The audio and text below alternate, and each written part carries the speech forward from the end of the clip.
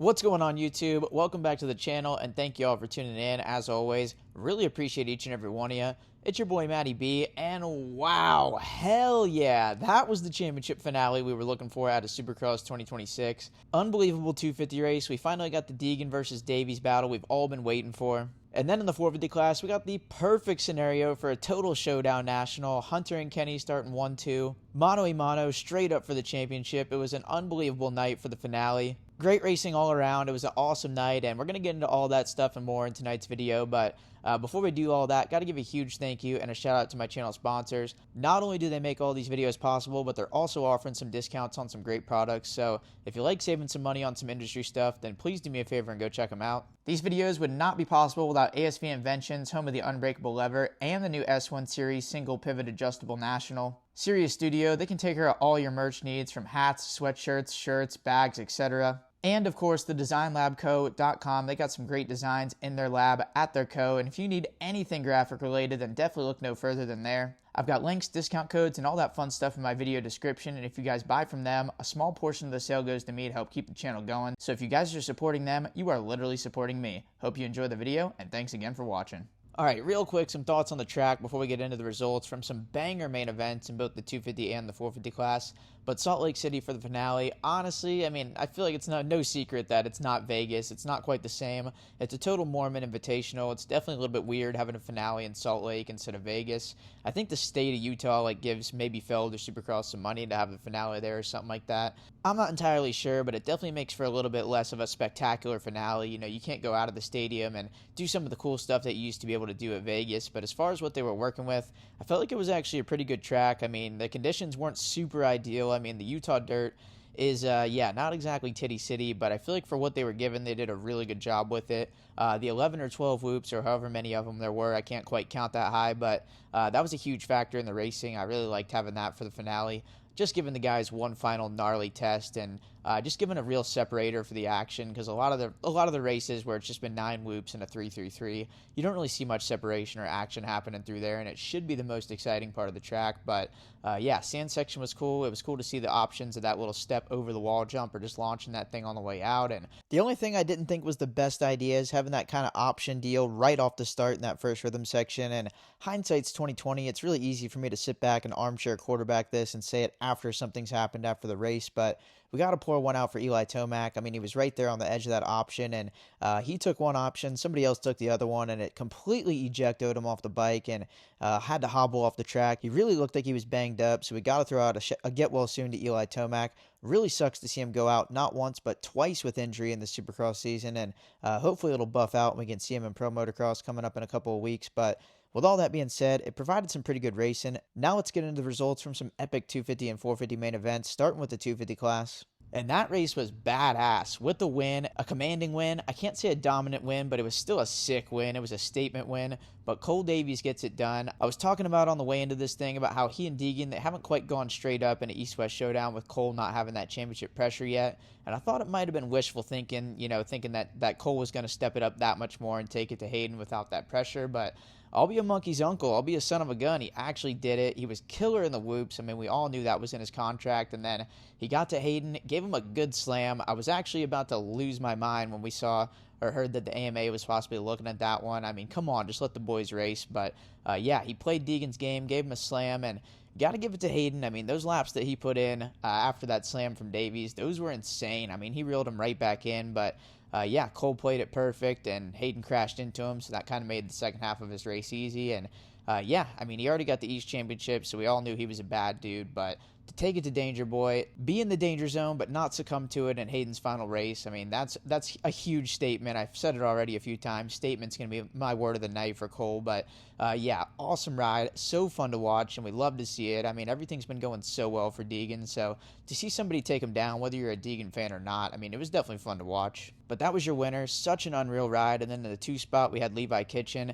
Man, this dude's been the bridesmaid a whole lot this year. I feel like he's gotten like 4 or 5 second places, maybe even in a row. But he fared better than his 2 teammates, who we'll talk about at the end of this one. But he just didn't quite get the start that he needed. Stop me if you guys have heard that before. He's been struggling with them quite a bit this year, but the speed's pretty much been there all year. I mean, he's had some fastest qualifiers and stuff like that, and to come back through in an East-West field and get a second, I mean, that's a good ride, but the the Star Yamaha boys, the two champs, the Davies and Deegan, I mean, they were just on another level this year. They were in another time zone, but still a good ride to finish it off for Kitchen, and I feel like he's got to be coming into next year, as long as he's healthy in the offseason and stuff, feeling like he's going to be one of the favorites. And then in the third spot, we had Max Anstey. I thought they were maybe going to have to call an emergency delay at the 450 main with Anstey getting back on the podium. I thought that interview was going to run into the 450 start, but he actually kept it pretty brief and to the point, and I'm honestly just giving him a hard time. I love Max Anstey's interviews. I love the emotion and just how real he keeps it, but yeah, started off the season on fire, then a super gnarly lull, and fell into a serious rut mid-season. Horrible results, lost the appendix. I mean, nothing was going right. So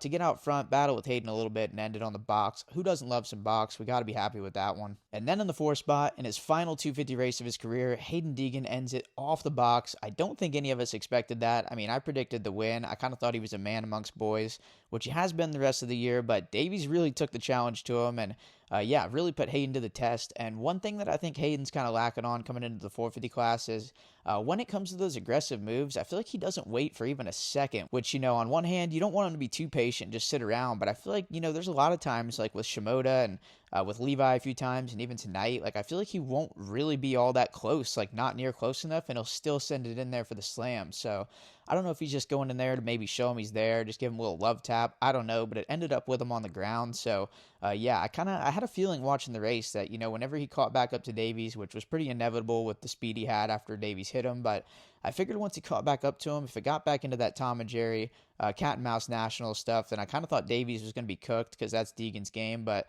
maybe I kind of forgot about some of the past instances where he's kind of thrown it away and that kind of stuff, so maybe a little bit overzealous out of Deegan. He had like 5 minutes left, and I feel like if he waited just another lap or two, then maybe he could have diced them up a little bit, but just a little bit of impatience kind of ruined that for him. But still, insane season. I mean, he couldn't really be touched all year except for this race, and we all know Cole Davies is an insane talent. So yeah, I'm thinking Deegan's still feeling pretty good coming into outdoors on the 450, and yeah, that was an insane 250 career. You can't really take anything away from it. But then rounding out the top 5, we got Ryder D. We'll get the top 5 when it's time, and we'll get top 3 in points when it's time too. Really good Renaissance season for Ryder D. Showed tons of consistency. Even coming through the LCQ tonight, he still got it done in the top 5 and a good result overall on the points. So in a 250 West Series with tons of inconsistency, I feel like he was one of the most consistent guys besides Deegan. So really good season for Ryder D. And then that was the top 5. Then we got 6 through 10. 6th was Max Hamburg Volan. Didn't really hear or see anything about that one on TV or anything like that, but a 6th place in the East-West, that's a good ride, and, a solid season for Max. I feel like he maybe has a little bit more in the tank, but very consistent. He was there every weekend. Then we got 7th for Derek Kelly, and that was actually like a career ride out of Derek Kelly. Not only did he get a 7th, but he was the second guy out of the East field. So, I mean, if that was just a 250 East race, then Derek Kelly's getting a piece of the box without a choice. So, really badass ride out of Derek, and a great effort from that whole MX6 Kawasaki squad this year. I've said it before, I'll say it again. They are throwing stacks and buckets of cash at the sport, so it's really cool to see him get some results out of it. Then at 8th for my boy Hunter Yoder, a really good season for him, even though he's been fighting through injury. I feel like that dude's going to need to be sponsored by KT tape because he's probably looking like a KT tape mummy, or maybe he's not using KT, some sort of tape, but the man is all taped up. He's got a bad shoulder, bad knee, you name it, it's probably bad on the guy, so he's been soldiering through. He's been toughing it out without a choice, of course, and there's been some rumors of him maybe getting fixed up, getting some surgery, and skipping the outdoors, so if he does that, or even if he doesn't do that, definitely stay tuned to Hunter Yoder for Supercross in 2027, because I would expect a big step. I expected it this year, and we still got it, but we still didn't quite get the step that we're going to get when this dude's healthy. Then a 9th for Landon Gordon. He got himself a podium in that East race, and then he's the 3rd guy on the East Coast in this one as well, so really, really awesome performances out of Landon Gordon to end it, and yeah, he definitely showed Star Yamaha that he's worthy of a contract for now and the foreseeable future. Then a top 10, another one of the MX6 Kawasaki boys, Henry Miller rounds out the top 10. He was really solid, always underrated, and he was right there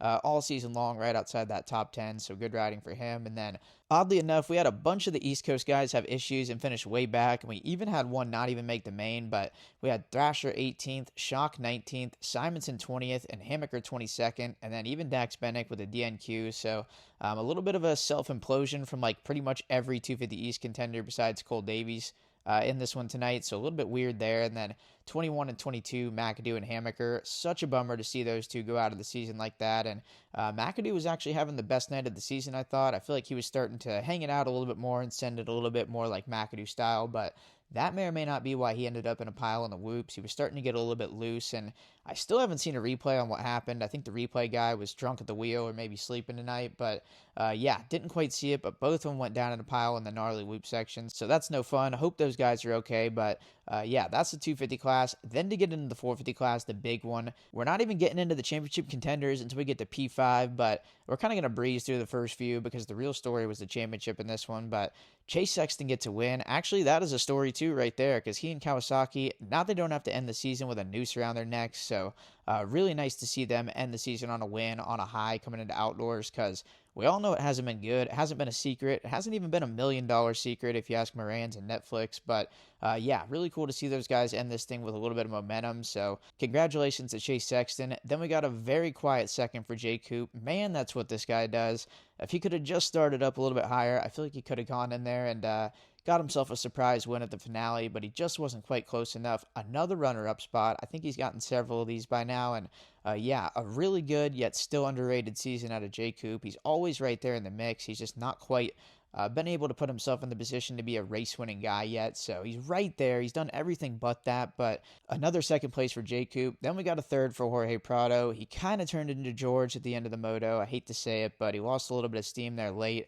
I kind of thought he was going to win that thing for a little bit with Kenny thinking championship, but I think he got a little bit tired, maybe pumped up. I mean, it's the dude's first full season in Supercross, and it's his first full season actually running up front like he has been, so I'm not judging. No hate from me. I mean, you got to walk before you can run, and he has done way more than walk this year, so he's somebody I'm going to be staying tuned to next year. Then a fourth for Cooper Webb, another trip back to the pits and not the podium, and not really much to say about Cooper Webb's season other than I know he's going to be pissed. No part of him is happy about anything that went down, especially when you consider the guy that did end up wrapping up the championship. It's a guy that he's pretty much owned his entire career, so not the year Cooper Webb was looking for, not the race Cooper Webb was looking for, and yeah, it's probably going to be time to go back to the drawing board. There's been some rumors of him maybe going to Team Tedder on a Husqvarna next year, doing a private effort and getting a little bit of freedom in the program, maybe racing World Supercross and AMA Supercross, so a lot could possibly be in motion for Cooper Webb, but that was the 4th spot. And then here's the champ, 5th place, Ken Roczen on a Kickstarter Suzuki. Honestly, just unbelievable. I mean,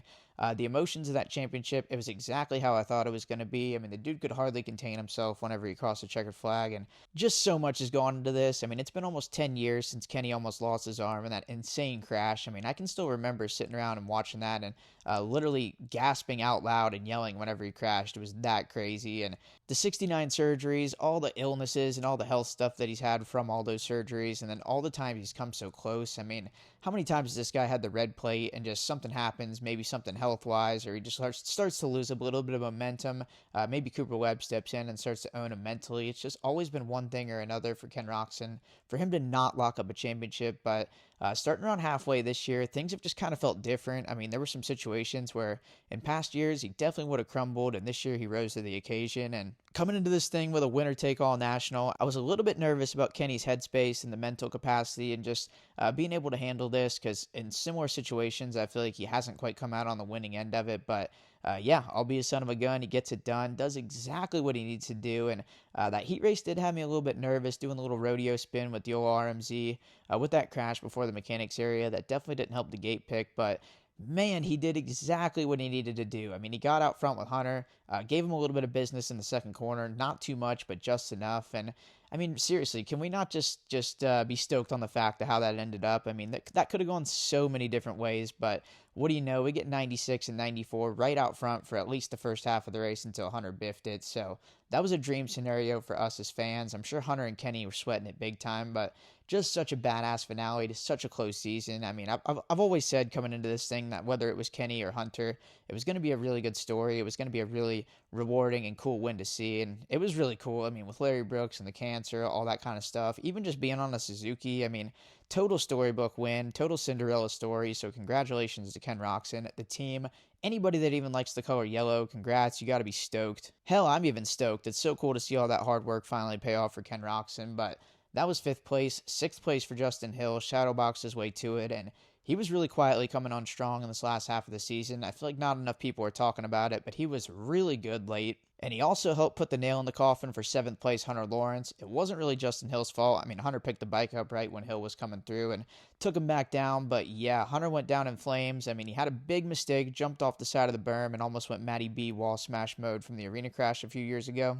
But that was the first mistake. He let one mistake turn into another because he asked a little bit too much out of the front end. Those were his words, not mine. And did a little Davos front end tuck, and that was all she wrote. Down on the bull turn, taken out again by Hill. And yeah, honestly, as happy as I am for Kenny, I really do feel so bad for Hunter. I mean, he's lost 2 SMX championships on ties or 1 point apart to his brother of all people. So he's been so close already a few times, and now coming into the finale 1 point down and not quite getting it done, that's got to sting big time. But you know, kind of how Kenny. He's been knocked down so many times, been close so many times, and now he finally gets it. I feel like when Hunter does finally get it done, and I do think that day's going to come, but I think when that happens, it's just going to make it that much sweeter for him. So, although he didn't come out on top, I mean, that was an unreal season for Hunter. I mean, he got 7th in this race, and I think that was about where I was putting him in my title rankings coming into the year. So, yeah, I'm still snoring. I slept on him so hard. He was awesome this year, and I definitely think he's going to be great heading into outdoors and the foreseeable future as well. Definitely don't sleep on Hunter Lawrence moving forward. Great season from him. But that was the main story. Then to round out the top 10, 8th for Malcolm Stewart, 9th for Christian Craig, and a 10th for Dean Wilson in what may or may not have been his final Supercross ever. So not much to really write home about through those last few spots. We didn't really hear or see much from him. I mean, you guys know how it is on TV, and we had a championship battle to keep up with, so that was pretty tough. And that's all I got for you guys for 2026 Supercross. As always, please let me know what you thought in the comments, if you liked the video, if you disliked it, if you agree with my takes, if you disagree, if the video sucks for the last time for Supercross 2026, if I'm a cooked unit, or anything in between. If you guys want to have anything positive, negative, or you can even surprise me, just throw it my way. But